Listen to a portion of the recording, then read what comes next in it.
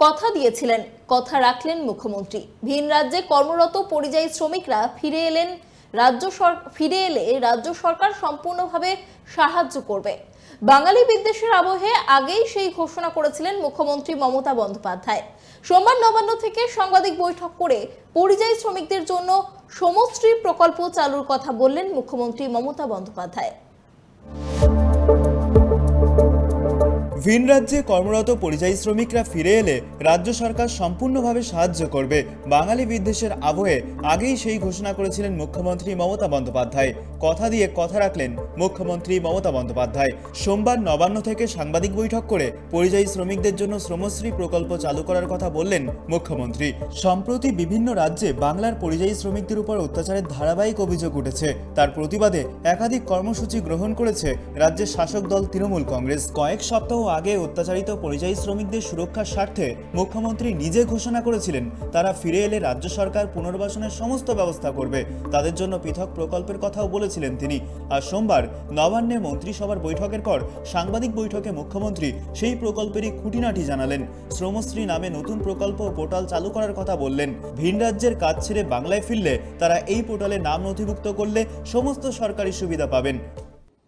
বাংলায় যে সকল পরিযায়ী শ্রমিক বাংলার বাইরে কাজ করছে তাদের বাড়ি ফিরিয়ে এনে এবং তারা যদি নিজেরাও চলে আসে, যারা আসতে পারবে, যারা আসতে চায়, তাদের পুনর্বাসনের জন্য আমরা একটা পরিকল্পনা গঠন করেছি। এই পরিকল্পনাটার আমরা নাম দিয়েছি শ্রমশ্রী। শ্রমশ্রী প্রকল্পে ঠিক কি কি সুবিধা মিলবে?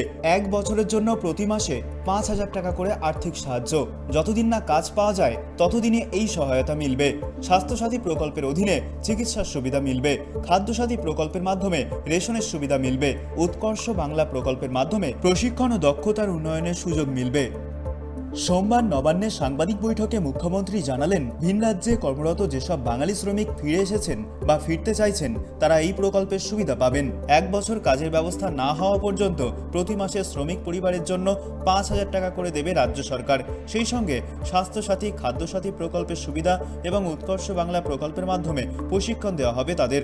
আমাদের প্রায় 2730টা পরিবার আছে। এটাকে যদি আপনি 4-5 জন করেও এক একটা পরিবারের সংখ্যা অনুযায়ী যোগ করেন, তাহলে মোট 10,000-এর বেশি লোক কিন্তু আমরা নিয়ে এসেছি অলরেডি। বাদ বাকি তো অনেকে নিজে আসছে, নিজেরাও এই পোর্টালে অ্যাপ্লাই করতে পারেন। এই পোর্টাল অনুযায়ী তারা প্রথমে এসে নথিভুক্ত করবে। তাহলে আমি বলবো শ্রমশ্রীর নামে একটা পোর্টাল করে দেবে। হ্যাঁ, শ্রমশ্রীর নামে একটা পোর্টাল করলে তাকে একটা আই কার্ডও দিয়ে দেবে। আই কার্ডের মেম্বার হিসেবে সে এই সুযোগ সুবিধাগুলো পাবে। আর যতক্ষণ পর্যন্ত এই কাজটা সম্পূর্ণ না হচ্ছে ততক্ষণ যারা ফিরে এসছে তাদের হাতে 5,000 টাকা করে দেওয়া হবে। খাদ্যসাথী, স্বাস্থ্যসাথী এবং ছেলে মেয়েদের পড়াশোনার জন্য ভর্তি করার ব্যবস্থা। তারা যেন ইমিডিয়েট যোগাযোগ করে। আমাদের পরিযায়ী শ্রমিক ওয়েলফেয়ার বোর্ডও আছে, সেখানেও অ্যাপ্লাই করতে পারে তারা। আমাদের যে পোর্টাল আছে পরিযায়ী শ্রমিক, সেখানেও অ্যাপ্লাই করতে পারে। এছাড়াও শ্রমশ্রী আমরা একটা আলাদা পোর্টাল করব যাতে তারা শ্রমশ্রীতে এবং আমি ডিএম ভিডিওদেরও বলবো, আইসিদেরও, এই ধরনের যারা এসছে তাদের খবর রেখে, খোঁজ খবর নিয়ে, হ্যাঁ, তাদের আইডেন্টিফাই করে তাদের এখন তো আমাদের পাড়া আমাদের সমাধান হচ্ছে, সুতরাং ওখানেও তারা নাম লেখাতে পারে। সেই নামগুলো সরাসরি রাজ্যের বাইরে কর্মরত বাঙালি শ্রমিকদের নিয়ে বারবার রাজনৈতিক বিতর্কের সৃষ্টি হয়েছে। অনেকের মতে বাঙালি বিদ্বেষের প্রতিবাদে রাজ্য সরকারের এই পদক্ষেপ একটি স্পষ্ট বার্তা। Bureau report, tribe TV Bangla.